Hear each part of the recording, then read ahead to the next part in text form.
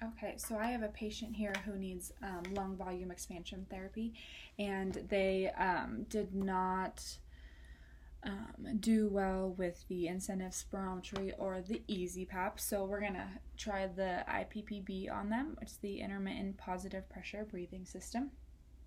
And so this is going to be hooked up to a 50 psi unit, and it can also be used with an aerosol medication. So you can attach it to a nebulizer, and then this is the mouthpiece for the patient.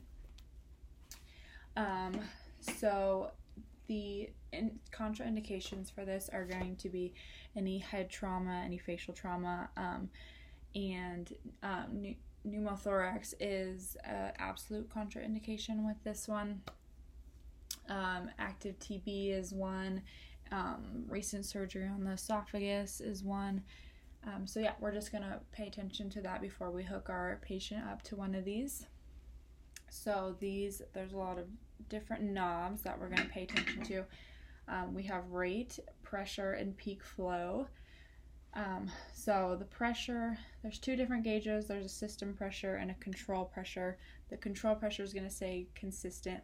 If you set it at 10, it's going to stay at 10 the whole time, versus the system pressure is going to drop to 0 when the patient exhales and then rise up to 10 during inhalation. And then sensitivity is on this side.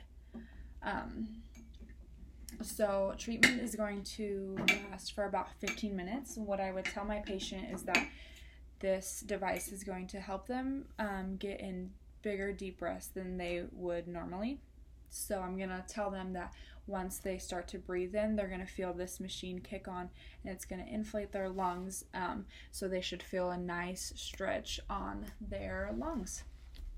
And we are going to monitor their heart rate, their respiratory rate, just make sure that this is working for them, and I think that's all.